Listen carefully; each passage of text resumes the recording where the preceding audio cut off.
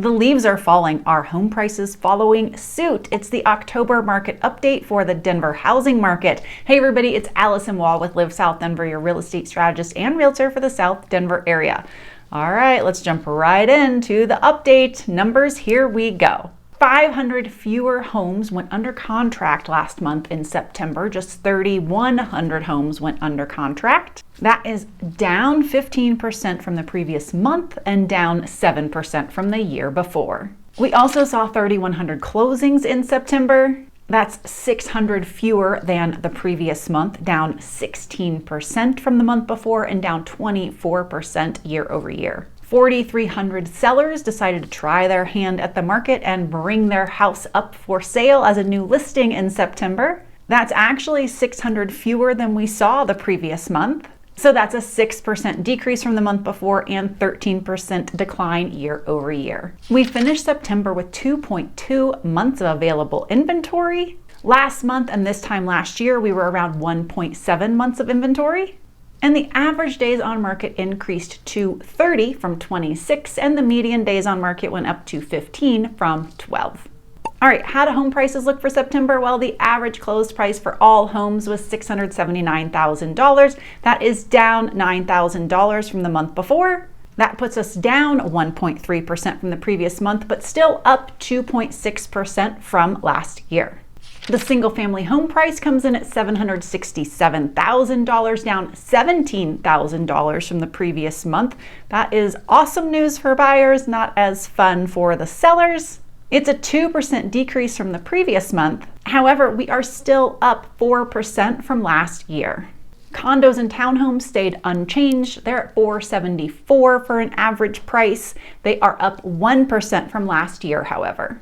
Moving over to median home prices, the average median price of all homes didn't change from last month either. It stayed at $580,000. Compared to last year, it is a 1% increase year over year. The single family home price dropped $11,000 month over month, down to $635,000. That's a 2% decrease compared to last month, but year over year, we're up 1.5%. Condo and townhome median price change, not much as you might imagine since the average didn't change by much. It only dropped by $2,000 down to $415,000. Compared to last month, it's only off the mark by 0.5%, but compared to last year, it's up 2.5%. List price to sales price ratios decreased again this month. They are down to 97.3, where last month they were 97.8. So buyers are still getting a discount on homes, and we are probably going to continue to see that decrease through the end of the year, maybe even into early 2024. Let's talk takeaways. All right, so we are well over 2 months of inventory. We are seeing our list price to sales price ratio decrease, but it's not because we are flush with amazing inventory. In fact, we have these numbers because we have lingering, stale inventory and a slow to move buyer pool. To crystallize how both the buyers and the sellers have impacted our market this year, let me share this with you. On a normal year in recent history in the Denver market, we sell about 50,000 homes. 2 years ago, when the market was gangbusters, we sold about 60,000 homes. This year, we're not even on pace to sell 40,000 homes. We have just wrapped up Q3. We're heading into Q4, and we are just shy at the end of Q3 of selling 31,000 homes so far. We would be shocked if we sold another 3,000 homes a month in Q4 to get to 40,000 homes. So this is definitely a lean year of real estate. Sellers aren't delivering up the inventory buyers want. Buyers are not coming out in spades to take up the inventory to then incentivize sellers to deliver up the good inventory. And with the media around the marketplace and every nuance of real estate being nothing but bad news, we're all seeing exhaustion, right? I know I'm seeing exhaustion. However, I'm starting to see it in a good way. I'm seeing buyers and sellers exhausted at relying on circumstance to dictate what their actions are going to be. So instead, I'm seeing buyers step out and take action right now. Buyers leveraging year-end deals with builders. Sellers ready to sell and take action and go on to the next phase of life. Buyers capitalizing on motivated sellers and getting freaking amazing deals, you guys. Oh my goodness. And I'm talking to so many people who are crystallizing and cementing in their plans for end of year, early spring, definitely by end of school year. Their plans for getting here, buying a house, locking things in. And there is nothing in the media that has said that rates are going to come down and everything is going to be, unicorns and fairy tales in the marketplace by then. The activity I have seen in the past just couple of weeks has far outpaced what I have seen for maybe the 8 weeks prior to that. So I am seeing resiliency, exhaustion to relying on circumstance, and just a pushing out of the bad news. And I love it. I love seeing people kind of just get back in the game and take charge of themselves. It really has nothing to do with, I love seeing people buy real estate. I mean, who doesn't? You love to see your work move forward. But I love seeing people get over the bad news and take charge and just tune out what is going on, because the media is never going to give you good news. And as soon as they do, all we're going to get is a bunch of bandwagon people jumping on and hyping up the market, which then cuts into your strategy to be ahead of the market anyway. All right, off my excited little soapbox there. The buyers who are capitalizing right now so well are the ones who are working with, pay attention sellers even right here, the builders. Why? Because the builders are offering amazing incentives. Nearly every builder, not all, nearly every builder uses a traditional fiscal year cycle, meaning their fiscal year aligns with the calendar year, so they're heading into fourth quarter and need to blow out the end of the year to reach any remaining goals that they have to answer to their stakeholders. So we have got builders offering fixed, locked in 30-year conventional rates in the 5s or 4.99. Not ARMs, not something that's going to go away at a 3-2-1 buy down, locked in rates. We have builders offering 6% of the purchase price of the home toward closing costs, which means you can take a permanent buy down as well as a temporary buy down and combine the two. So there's lots of creative financing pieces going on. Now, we are not seeing a load of slicing of the price because the builders really do try to keep the pricing of the community pretty consistent. They're trying not to hurt the people who bought when the market was at a frenzy 18 to 24 months ago. There is some. I just had a buyer who got a home that is going to be on open space. It's decked out. It's gorgeous. And they're locking it in. And by the time they do their design stuff, they'll be around $1 million. That same home with not as nice a lot sold a year, 18 months ago, contracted 2 years ago, and was a little more than the price they're going to get it for. So we are seeing flat market for them, right? Not upward market. But the controlling of the rates is what is helping affordability so much. The affordability piece is the key. Sellers, would-be sellers, you can play this game too. Let's look at what a buy down could look like for you. Buyers, let's look at what a buy down can look like for you if no one's explained what a buy down can look like. So let's look at it together. All right, so let's say we are looking at a home that's priced at $725,000 and you're putting 10% down. A lot of buyers put more down, but let's say you're pocketing some of that cash for something else, just given how different the economic times are right now. So your loan, your mortgage is going to be roughly $650,000. All right, so we're going to put that in here. $650,000. Now, I found a mortgage calculator that lets us put in estimates for all of your other pieces of your payment too. Big bonus. We're sticking with a 30-year loan. We're going to say that the interest rate is 7 and change. We're going to go on the high end. Property taxes. If you're in a new build, assume you're at 1% or more. I'm going to put this on an existing home, so we're going to put you below that. I'm going to say you're at $5,000 a year for property taxes. Home insurance, you are at least $200 a month. And I'm going to put a percent in here that's going to cover everything. Oh, we don't need that much. There we go. And we're going to calculate that. All right. So if we're looking at a 2-1 buy down, now do you know what that is? Quickly, that means that the first year you get 2% off of your rate. The next year you get 1% off of your rate. Year 3, you go back to the rate that you locked in your loan with your mortgage originator.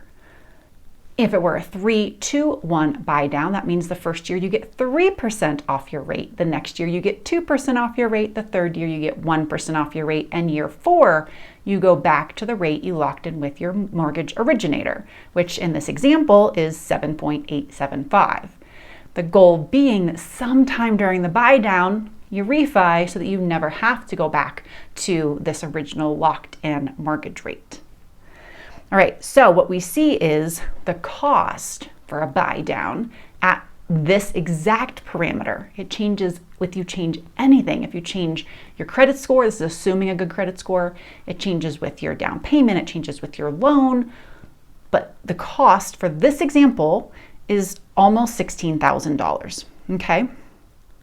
Now, when you look at the details on here, you see that if the seller paid 3%, you would actually get money back. They typically will only pay exactly what you need. Sometimes they'll pay over, but typically that's not going to be what you're going to get. You're going to get to the penny of what is required. Now, we can go down here, and this calculator shows you what you save, right? What you have in year 1. So your monthly payment is $44.62. And you see what it is compared to in year 3. Let's go to year 3, $53.30. So you're at about $850, $900 difference savings the first year. Now, I will tell you, for those I've had conversations with, this amount comes out to nearly a dollar for dollar difference if you just paid the interest over time. But having a monthly savings often just feels better in living life month to month. Paying the bills, moving in, dealing with being in a new place, getting kids in school if you have kids, getting them school clothes, the car, the insurance costs here, all of those things. So most people would rather do the buy down than pay the interest and figure out when they're going to refi. The other bonus is that this money, in this example, the $16,000, paid usually by the seller, sits in an escrow account. If you don't use it all, let's say that rates drop in 8 months and you decide to refi then, you get back what wasn't used up. You can use it toward the refi. You can pay down some principal. It doesn't just evaporate. It all belongs to you. So it's really not a lose-lose in any way. Now, buyers, a 3-2-1 is a way better deal, but let me show you why sellers don't love to do it. It is the cost.